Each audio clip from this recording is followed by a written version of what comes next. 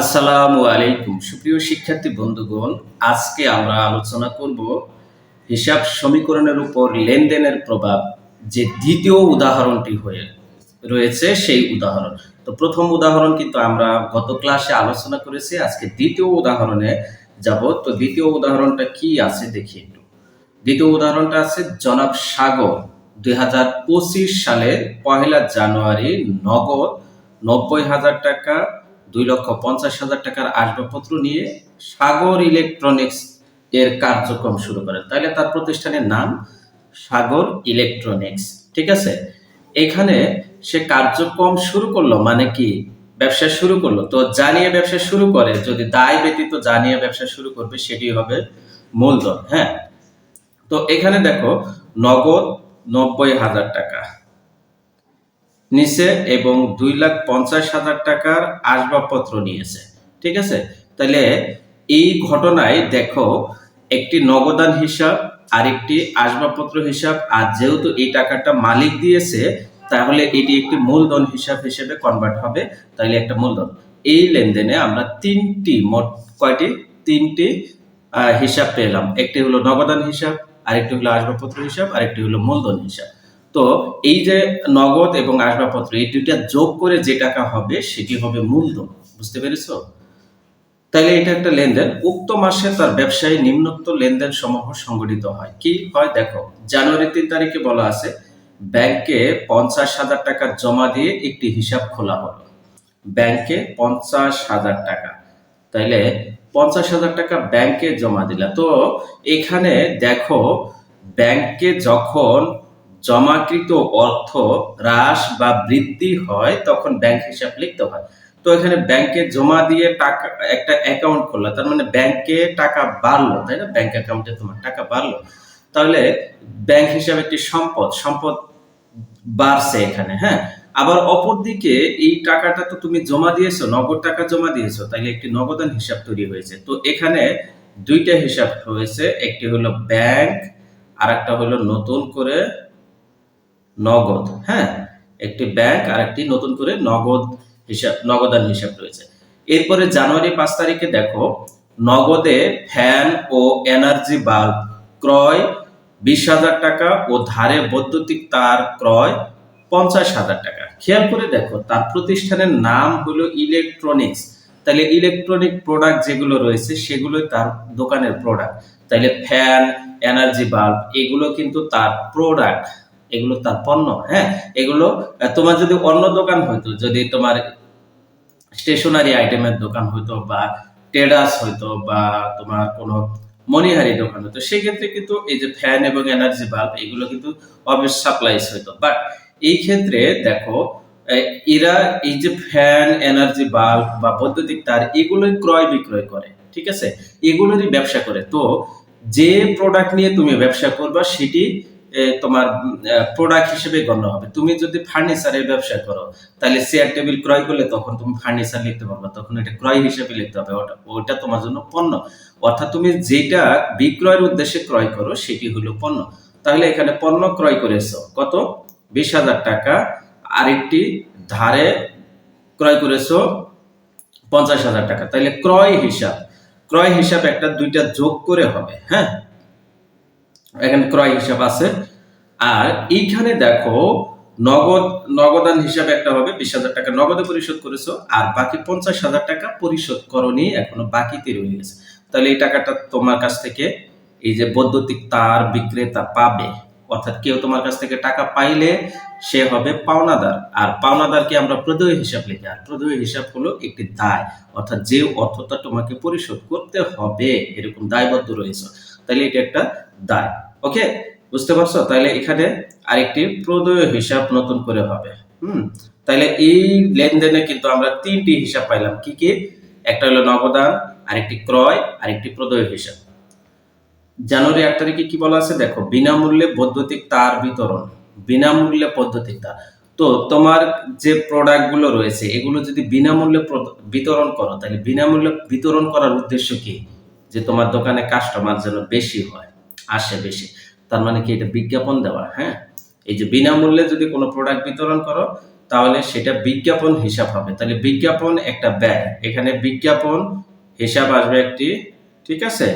আরেকটি যেহেতু তোমার প্রোডাক্ট বিতরণ করেছো, তার মানে কি তোমার ক্রয়কৃত প্রোডাক্ট কমে গেছে, এই ক্ষেত্রে তোমার ব্যয় হ্রাস পেয়েছে, ঠিক আছে। এই জায়গায় তোমার ক্রয় হিসাব ক্রেডিট করতে হবে। হ্যাঁ, এরকম আরো কিছু রয়েছে, যদি পণ্য উত্তোলন করে মালিক তখনও ক্রয় হিসাব লিখতে হয়।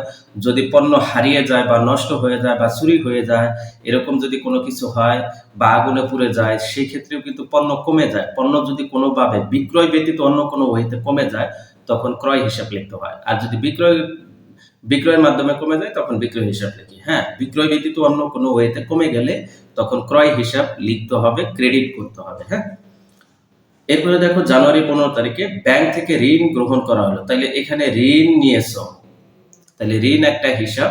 আর যেহেতু ব্যাংক থেকে টাকাটা নগদ আসছে, তাহলে নগদানের একটি হিসাব, ঠিক আছে। এখানে নগদানের একটি হিসাব। এরপরে দেখো জানুয়ারি 25 তারিখে বলা আছে ফ্যান ও বৈদ্যুতিক তার বিক্রয় যথাক্রমে 60,000 টাকা নগদে এবং চেকে 10,000 টাকা। তাইলে এইবার ফ্যান ও বৈদ্যুতিক তার এটা হলো পণ্য তুমি বিক্রয় করেছো, তার মধ্যে নগদ পেয়েছো 60,000 টাকা, চেকে পেয়েছো 10,000 টাকা। তাহলে চেকে পাইলে ব্যাংকে টাকা বাড়ে, কোথায় বাড়ে?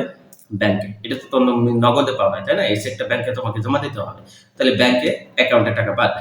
তাহলে ব্যাংকে টাকা বাড়লে বা কমলে তখন ব্যাংক হিসাব হয়, আর নগদ টাকা পাইলে বা দিলে তখন নগদান হিসাব হয়।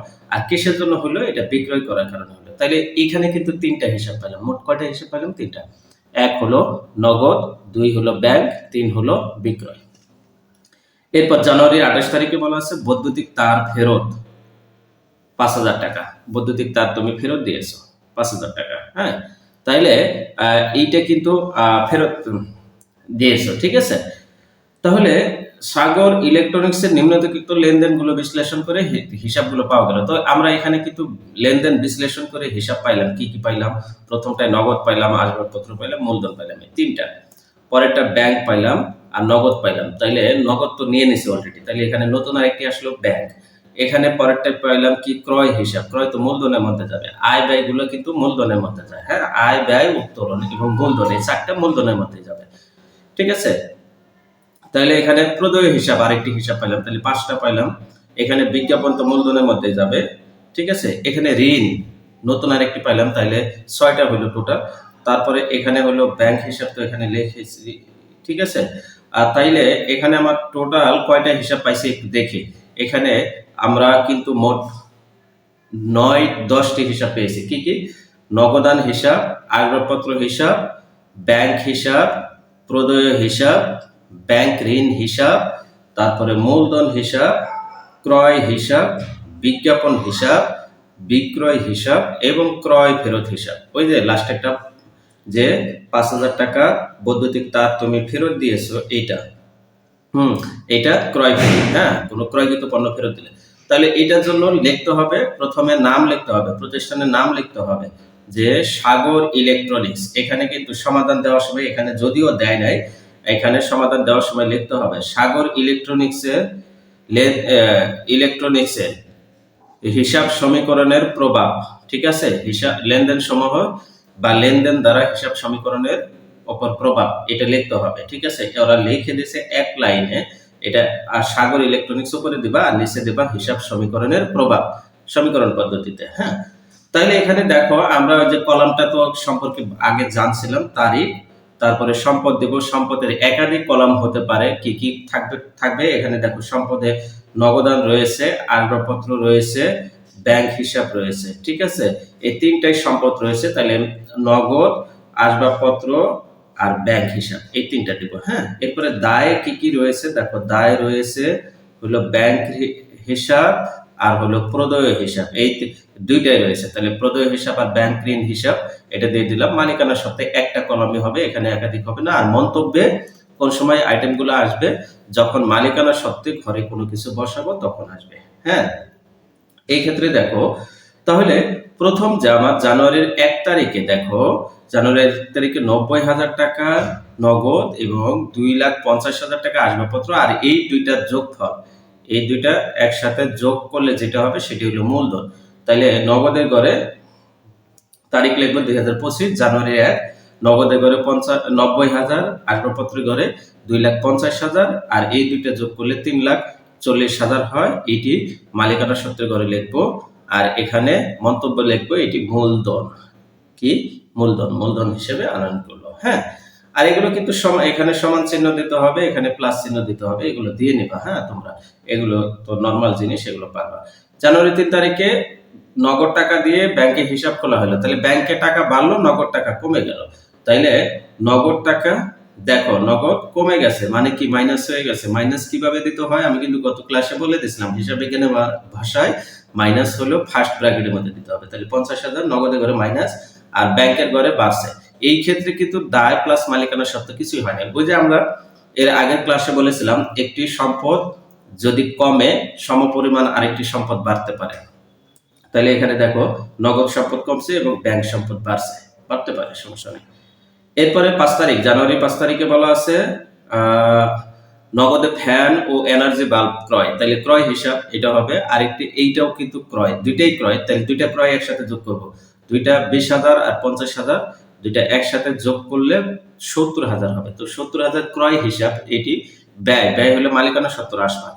আর এই ক্ষেত্রে নগদ টাকা 20,000 কমে গেছে, আর 50,000 টাকা বাকি রয়ে গেছে, মানে প্রদেয় হিসাব বাড়ছে। তাইলে এটা কিভাবে দিব দেখো, নগদে করে 20,000 টাকা মাইনাস করে দেব, প্রদেয় হিসাবে 50,000 টাকা প্লাস হবে, আর দুইটা মিলে 50 আর 20 যোগ করলে কত হবে 70,000। এই 70,000 হলো ব্যয় হলে মালিকানা সত্ত্ব হ্রাস পায়। তাহলে এখানে লিখবো ক্রয় ব্যয় মন্তব্যের পরে। হ্যাঁ, জানুয়ারির 8 তারিখে কি বলছে দেখি একটু, বিনামূল্যে বৈদ্যুতিক তার বিতরণ। তার মানে কি বিজ্ঞাপন দেওয়া হয়েছে। তাহলে বিজ্ঞাপন দেওয়া হয়েছে, অপরদিকে ক্রয় কমে গেছে। তার মানে একবার মালিকানা সত্ত্ব কমছে, আরেকবার মালিকানা সত্ত্বের যে ওই যে ক্রয় ব্যয় ছিল এটা হ্রাস পাইছে, তার মানে একটা প্লাস হয়েছে। ঠিক আছে, অর্থাৎ এই দুইটা কিন্তু একবার মালিকানা সত্ত্বে হ্রাস পাবে, আবার মালিকানা সত্ত্বে বৃদ্ধি পাবে। এটা ব্যাখ্যা দিব বিজ্ঞাপন ব্যয়, আর এটা হলো ক্রয় ব্যয় হ্রাস। ঠিক আছে, এখানে ক্রয় ব্যয় হ্রাস লিখবো। হ্যাঁ, এখানে শুধু ক্রয় হ্রাস লিখেছে, আর এখানে বিজ্ঞাপন ব্যয় দেব। ঠিক আছে, এটা কিন্তু দুইটা মালিকানা সত্ত্বেই যাবে, এটা অন্য কোনো আইটেমে যাবে না। অর্থাৎ একটা দুইটাই ব্যয়, বিজ্ঞাপনও ব্যয়, ক্রয়ও ব্যয়। তো একটা ব্যয় হ্রাস পাইছে আর একটা ব্যয় বৃদ্ধি পাইছে। ঠিক আছে, ব্যয় হ্রাস পাইলে প্লাস করতে হয়, ব্যয় বৃদ্ধি পেলে মাইনাস করতে হয়। ঠিক আছে, তাহলে এখানে দেখাই দিয়েছি। 15 তারিখে কি বলা আছে দেখো, ব্যাংক থেকে ঋণ গ্রহণ করা হলো। তাহলে ব্যাংক থেকে যে ঋণটা নিয়েছো, ব্যাংক ঋণ সৃষ্টি হয়েছে, দুইটা হিসাব হয়েছে। একটা হলো ব্যাংক ঋণ সৃষ্টি হয়েছে, আর এই টাকাটা তুমি নগদে পেয়েছো। তাহলে নগদ টাকা তোমার বাড়ছে, আর আরেকটি হলো ব্যাংকে ঋণ সৃষ্টি হয়েছে। তাহলে নগদ টাকা বৃদ্ধি পেয়েছে। তাহলে নগদে করে ব্যাংক ঋণ 1 লাখ টাকা বাড়ায় দিবা। আর এটা কি বলা আছে যে ব্যাংক থেকে ঋণ গ্রহণ, এই অঙ্কটা ভুল করেছে এখানে। আমি তোমাদেরকে বলে দিই, ব্যাংক থেকে ঋণ গ্রহণ করেছো মানে কি তুমি নগদ টাকা নিয়েছো। ঠিক আছে, এখানে নগদের ঘরে আসবে। হ্যাঁ, তবে ওরা যেটা ভাবছে যে ব্যাংক থেকে ঋণ গ্রহণ করছে, ঋণ অ্যাকসেপ্ট হয়েছে, ওই টাকাটা আমার ব্যাংকের অ্যাকাউন্টে ঢুকে গেছে, তাইলে আমি ব্যাংকে টাকা পেয়েছি, এটা করছে। কিন্তু আসলে আমরা এইভাবে করে অভ্যস্ত না। আমরা ব্যাংক থেকে যদি ঋণ নেই তাহলে সরাসরি সেটা নগদে ধরে নেই, এবং কি ব্যাংক ঋণ হিসেবে একটি দায় ধরে নিই। ঠিক আছে, তো তুমি এখানে নগদের ঘরে ধরে নিবা। ওরা এখানে ব্যাংকের ঘরে দিছে, ওদের সেন্স হলো যে ব্যাংক থেকে ঋণ নিয়েছে, ওই ব্যাংক ঋণটা সরাসরি হাতে না দিয়ে অ্যাকাউন্টে দিয়ে দিয়েছে, এই জন্য অ্যাকাউন্টে বৃদ্ধি পেয়েছে। ঠিক আছে, তুমি যদি এটা মনে করো, ওদের মতো মনে করো, তাহলে ব্যাংকের ঘরে দিতে পারো, সমস্যা নাই। হ্যাঁ, তবে আমরা সচরাচর, এবং তুমি তোমার টিচারের সাথে এগ্রি হয়ে দেখবা, বা তোমার টিচারকেও প্রশ্ন করে দেখবা এই বিষয়টা আসলে কি বলে। উনি বলবে এখানে নগদে ঘরে হবে। ঠিক আছে, আমি কিন্তু দুইটারই ব্যাখ্যা দিয়ে দিলাম। ওরা যেটা ধরছে ওদের ব্যাখ্যা অনুযায়ী যে ব্যাংক তো সরাসরি টাকা হাতে দেয় না, তাহলে এটা ব্যাংক যখন ঋণ মঞ্জুর করছে, ব্যাংক যখন ঋণ দিচ্ছে সেটি অ্যাকাউন্টে ঢুকাই দিচ্ছে, আর অ্যাকাউন্টে ঢুকাই দিলে ব্যাংকের অ্যাকাউন্টে টাকা পাচ্ছে, এই জন্য ব্যাংকে বৃদ্ধি করে দিচ্ছে। ওকে, যাক, এটা তুমি যেখানে দাও হবে, সমস্যা নাই। নগদে দাও বা ব্যাংকে দাও হবে, কেটে দিতে পারবে না, তোমার মার্ক কাটবে না। 25 তারিখে কি বলা আছে, বিক্রয় করেছো নগদে 60,000 টাকা এবং চেকে 10,000 টাকা, মোট কত 70,000। 60 আর 10 কত হবে 70,000। তাইলে এই ক্ষেত্রে কিন্তু তিনটা হিসাব হয়েছে। আমি আবারও বলি, একটা হলো বিক্রয়, আরেকটি হলো নগদ, আরেকটি হলো চেক ব্যাংক। চেক থাকলেই ব্যাংক, চেক যখন থাকবে তখন ব্যাংক হিসাব লিখবা। তো তাহলে নগদে টাকা বৃদ্ধি পেয়েছে 60,000, ব্যাংকে বৃদ্ধি পেয়েছে 10,000, টোটাল কত 70,000 বৃদ্ধি পেয়েছে। এখানে লিখবো বিক্রয় আয়। এরপরে 28 তারিখে বলা আছে বৈদ্যুতিক তার ফেরত দেওয়া হয়েছে। বৈদ্যুতিক তার যখন ফেরত দেবো ওই যে প্রদেয় হিসাবকে ফেরত দিয়েছ, অর্থাৎ এই টাকা পাইতো তাকে 5,000 টাকা ফেরত দিয়ে দিছ, তাহলে 5,000 টাকা তো আর দাবি করবে না, 5,000 টাকা কমে যাবে। অপরদিকে ক্রয় ফেরতের কারণে ব্যয় হ্রাস পেয়েছে, ব্যয় হ্রাস পাইলে প্লাস হয়ে যাবে, মালিকানার সাথে প্লাস হবে। ঠিক আছে, তাহলে এটা ক্রয় ফেরত হিসেবে দেখাই দেব। এইবার তোমার যে কাজটা হবে 90,000 থেকে 50,000 মাইনাস করবা, 20,000 মাইনাস করবা, 60,000 যোগ করবা, 80,000, তাহলে টোটাল হবে 80,000। হ্যাঁ, এখানে উদ্বৃত্ত লিখবা। এরপর 2,50,000 2,50,000 হবে, 50,000 এর সাথে 1,50,000 যোগ করবা, 1,50,000 হবে, আর 10,000 যোগ করলে 1,60,000 হবে। এবার এই তিনটা একসাথে যোগ করবা, যোগ করলে 4,90,000 হবে। তো 4,90,000 মানে এটা, এরপরে আর কোনো লেনদেন নাই। এটা আমাদেরকে নিচে দুইটি সমান্তরাল দাগ দিয়ে ক্লোজিং মার্ক দিয়ে দিতে হবে, এটাকে সমাপনী চিহ্ন বলে। তো এই সমাপনী চিহ্ন দিয়ে আমাদের সমাপ্ত করে দিতে হবে। এরপর দায়ে আসো, দায়ে 50,000 থেকে 5,000 মাইনাস করলে 45,000 হবে। ব্যাংক ঋণে দেখো 1,00,000 হবে। আর মালিকানা সত্ত্বে 3,40,000 থেকে 70,000 মাইনাস করবো, 6,000 মাইনাস করবো, 6,000 প্লাস করবো, 70,000 প্লাস করবো, 5,000 প্লাস করবো, তাহলে 3,45,000 হবে। এইবার এই তিনটা একসাথে যোগ করবা। হ্যাঁ, এই তিনটা একসাথে যোগ করলে 4,90,000 এখানে হবে। এই 4,90,000 কেও আমাদের ডাবল আন্ডারলাইন দিয়ে ক্লোজ করে দিতে হবে। তাহলে ডাবল আন্ডারলাইন দিয়ে যদি ক্লোজ করে দিই তখন আমাদের খেয়াল করতে হবে দুই পাশে মিল আছে কিনা। মোট সম্পদ 4,90,000 হয়েছে, মোট দায় ও মালিকানা সত্ত্ব 4,90,000 হয়েছে। তার মানে কি আমাদের অঙ্কটা মিলে গেছে, আমাদের কোথাও ভুললে। তো এই ছিল এই অঙ্কের আলোচনার বিষয়। এখানে কিন্তু একটি তর্ক যুক্তি বা বিতর্ক থেকেই গেল যে 1,00,000 টাকা ব্যাংক ঋণ নিলাম, এটা কোথায় যাবে। এইটা তুমি তোমার টিচার যেভাবে করায় সেভাবেই করে নিও, সমস্যা নেই। তবে আরেকটি নির্ভয় দিয়ে দিচ্ছি, তুমি যদি নগদে দাও তাও হবে, ব্যাংকে দিলে তাও হবে, সমস্যা নাই, তোমার মার্ক কেটে দিতে পারবে না। ঠিক আছে, সবাই ভালো থাকো, সুস্থ থাকো, দেখা হচ্ছে পরবর্তী ক্লাসে ইনশাআল্লাহ। আল্লাহ হাফেজ।